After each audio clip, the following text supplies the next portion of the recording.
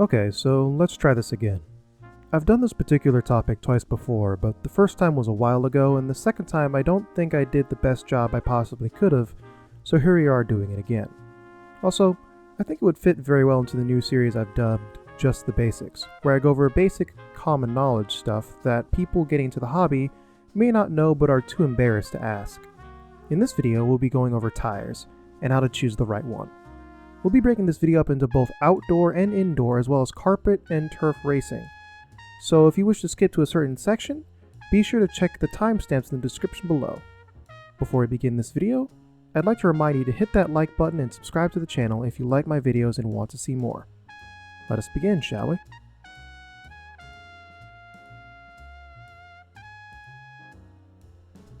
Before we get into the different sections, let's give ourselves a quick refresher as to what makes up a tire.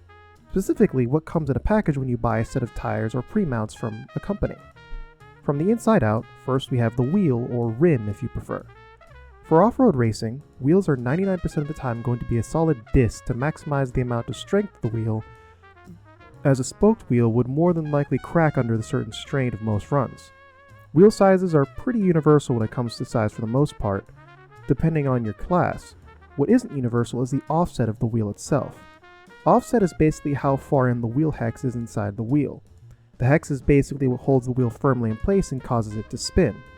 Coming back to offsets, luckily, when it comes to offsets for wheels these days, it pretty much goes like this. Low C and Techno have their own offsets, whereas Associated and, well, everyone else has theirs as well. This is only really applied to 10th scale though, as 8th scale it's pretty much just universal all the way around. When looking around to buy a set of wheels, make sure to check to see what offset they are so you don't waste money. When you buy a set of tires, you also get yourself a set of foams as well 99% of the time. Because if we were to use air in these tires, they would leak all the time, and due to how we mount our wheels and tires, we'll get to how to do so later, we use foam as a substitute for air pressure. Think of it like this. The stiffer the foams are, the higher the air pressure, and the softer the foams are, the lower the air pressure. There are also two different types of foams out there for use these days: closed cells and open cells. Closed cell foams usually come in dirt tires, and open cells are usually used for carpet tires, although there is some overlap here and there sometimes. Next up we have the tire itself, or rubber of the tire. This is what actually contacts the ground and what is also the first line of defense against bumps in the track. Tires come in many different compounds and tread patterns, of which we'll go over later in this video. For now though, all you need to know is when buying tires and wheels, make sure to buy them from the same company, as sometimes gluing one brand of tires to another brand of wheels can be impossible due to how they are designed. With that being said, what do I mean by gluing? When gluing a tire, you obviously want a set of wheels and tires, some tire glue, and preferably a set of tire bands like these, along with a set of gloves if you don't want to be picking the skin off your fingers as it sticks to the glue. Trust me, it will happen. There are many tire guides out there in terms of gluing them, so I'll be sure to link one in the annotation above that I actually like. For now though, all I have to say is be patient and glue your tires correctly the first time, otherwise they will come undone under heavy use, especially if they're slicks. With that refresher out of the way, let's move on.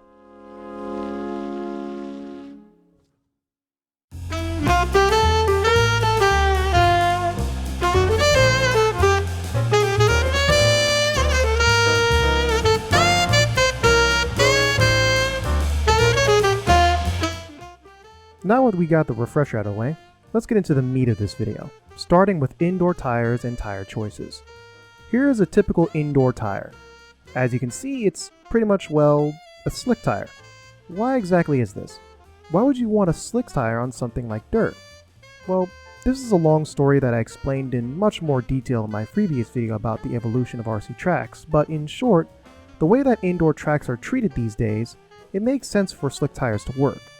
Some indoor tracks may be different here and there, like Hobbytown Columbus running different compounds, but for the most part at most indoor tracks around the US, slicks are the way to go.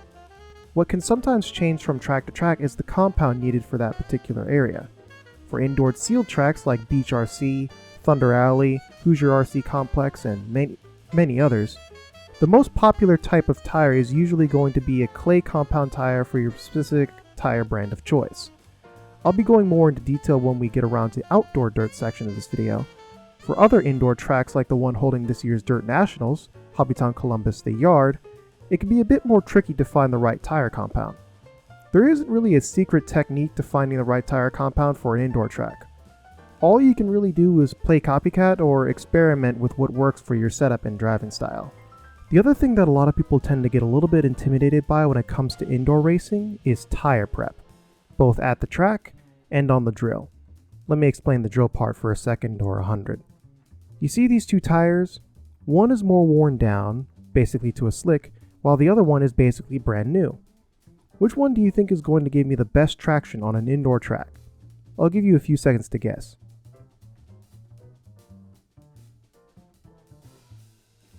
If you guessed the left wheel, you'd be correct. When the rubber on the tire gets worn, it becomes softer and stickier.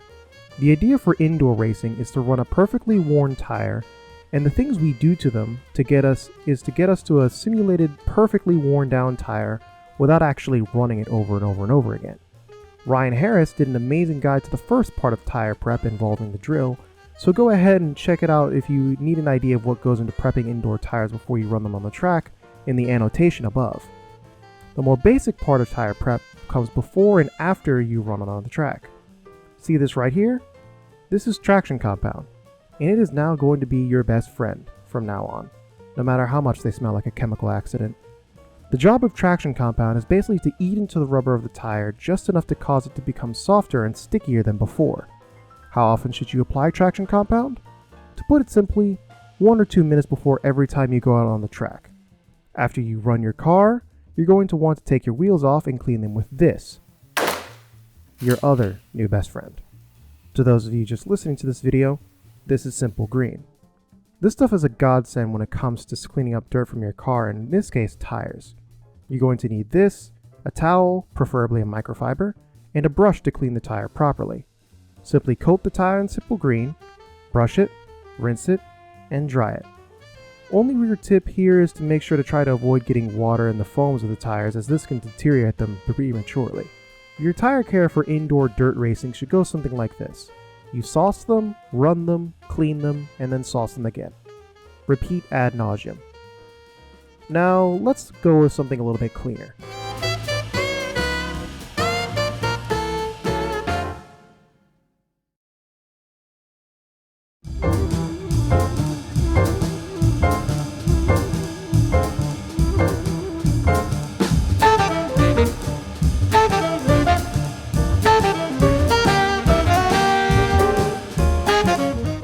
Moving over to artificial surfaces, there's a bit more nuance to choosing the right tire, so let's go over them real quick. First we'll go over carpet, and then we'll go over turf. Carpet surfaces like black ozite and gray ozite are the highest traction surfaces you're going to get in RC racing. Some examples of tracks that use this type of material are Beachline RC in Cocoa, Florida, and A-Main's new indoor track in California. The tire choice for these surfaces is pretty simple for the most part, at least I think it is. So we'll go over a few of the tire choices from each brand, shall we? From J Concepts, fuzz bites are going to be your primary choice for most applications. For Proline, you're going to want something like Proline Prisms, and from Schumacher, you'll want something like Cactus all the way around, or for two-wheel drive buggies, cut staggards in the front. For AstroTurf, you can sort of think of it like a more forgiving carpet surface. It has slightly less grip than carpet and black ozite do, and as a result, you're going to need a different style of tire to make your car work well. For J Concepts, you'd have something like the Nessie, or Proline, you'd have something like the Pyramid. But the most popular brand for turf tires would have to be Schumacher. Schumacher is an RC brand based in the UK that makes kits, but for this video we're going to focus on their tire production. The fact that they are based in the UK is important because what is probably the most popular track surface in the UK has got to be AstroTurf and grass. As a result, you can pretty much run any Schumacher tire on turf, including the aforementioned Cactus tire. However, there is some nuance to choosing the right tire for the right type of AstroTurf. For example, a set of full spikes may be terrible on dry turf, but amazing on wet turf. Luckily for turf and carpet as a whole, there's pretty much no needed tire prep beyond just bluing your tires really well. Sometimes people will coat the sidewalls and part of the actual tire contact patch in superglue to calm down the steering, but it's not always necessary these days. Be sure to consult your local Fast Guy or Girls' setup for tire choice for further information, should you need it. With that out of the way, let's get on to the big stuff.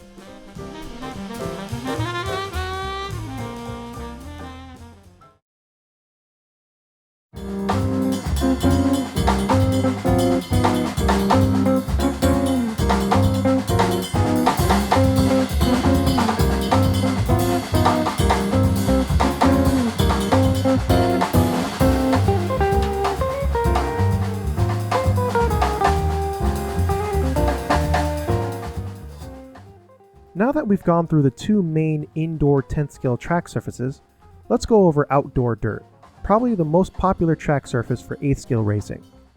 In order for us to talk about what tires to choose for this style of track, we need to talk about how tracks like these change over the course of a usual club race day or even weekend. Outdoor tracks are always subject to the elements, so in your respective geography, so if you live in, say, Canada, well, racing in the winter might be a bit difficult. In the morning, due to the morning moisture or perhaps rain the day prior, the track is usually quite loamy and damp. Once the moisture in the air starts to go down and the sun beats down on the track, this causes all of that loamy dirt to become much more fine and dusty. Instead of kicking up clunks of damp dirt, you're kicking up rooster tails and dust devils. After the track has been run upon for a certain amount of time, this dusty layer starts to fade away more and more until you're left with a hard, concrete-like surface. And depending on outside temperatures, this is where the track surface can become smooth and, well, not abrasive if it's colder outside, or really abrasive if it's really hot. Now keep in mind, the track may not change exactly like this throughout the day, depending on how the track is cared for or the outside weather. Sometimes the track may lose its loaminess but retain its dampness due to moisture in the air and cloud coverage. This is all stuff you have to take into account for both your setup, but also more importantly, your tire selection, so let's go over that for a bit. Unlike the previous section where I went over individual brands, yeah, that's not going to happen here, as there are so many different tire brands out there that make tires for 8th scale. So this time I'm simply going to describe the type of tire you might need for each type of surface you might find yourself on. First, let's go over the loamy stuff. When the track is really loamy and loose, that's when a lug style tire will work very well. A good example for this style of tire would be the Proline Blockade or an AKA Enduro. You'll also want the lugs themselves to be further apart so the loamy and damp dirt doesn't get stuck in between them. For when the track gets more dusty and dry, there is one style of tire that rises above the rest, the almighty pin tire. Truth be told, you could honestly run a pin style tire on these Proline hole shots or these Pro Circuit Claymores on most outdoor track surfaces and be pretty much fine for the most part. They really are that good, and as a result, pretty much any and all tire brands have some sort of hole shot style tire, so just pick the logo you like the most and go from there. As the dust level begins to drop, the tighter the pins your tires need to be in order to provide good grip. This is when tires like Proline Convicts become very good.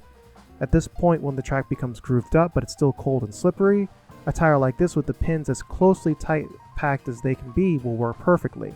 Something like a Proline Slide Lock, but other tires like the J-Concepts Rehabs or these Ogo Twisters will work well too. When the surface is extremely abrasive and dry, this is where you can bring out the web style tire. A web style tire would be something like this, or this. Another name for this style of tire would be a bar tire. These styles of tire work best when the surface is very abrasive and smooth with little to no dust, as if you try to get out of the groove, you will spin out. Now that we got the tread styles out of the way and how to use them, why don't we finally go over compounds? Now there are a bunch of different compound charts for each and every tire brand under the sun, and I'll be sure to link as many as I can find in the description below. What I can do is give you a good idea of when to use different compounds. Choosing the right tires for a particular surface is more or less a guessing game, but an educated guessing game nonetheless. If it's really cold outside and it's on a dusty track, it's probably not a good idea to go on a really hard bar-style tire made for hot abrasive conditions. By checking the temperatures of both the air around you and the track itself, you can make an educated guess as to what compound you're going to need for that session. Basically, the colder it is, the softer the tire needs to be, to provide good grip. Now, why wouldn't you want to run the softest tire compound all the time? Well, there are two main reasons. The first mainly pertains to longevity, especially in the 8th scale space. You see, 8th scale cars tend to have a lot of power going to the wheels, and because runs are usually a lot longer than they are in most 10th scale races, especially nitro races which can go on in hot abrasive situations for upwards of 30 minutes to a solid hour or two, as a really soft tire may provide really good traction in the beginning of the race, but probably won't last the whole race or even a single main, especially in the nitro space. The second reason why running the softest available tires is down to drivability. This is more subjective, but when running extremely soft tires, the sidewalls can often sort of shift and bend under pressure and acceleration. As a result, your buggy ends up becoming very unpredictable and difficult to drive on high-speed sections.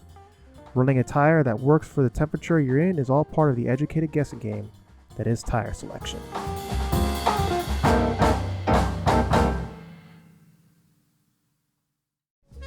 And that's all of the different tire information I can give in a reasonable amount of time in editing. If you made it this far in the video, I really appreciate your support. Also, if you learned anything in this video, or just enjoyed it, be sure to hit the like button and comment any questions you may have in the comment section below.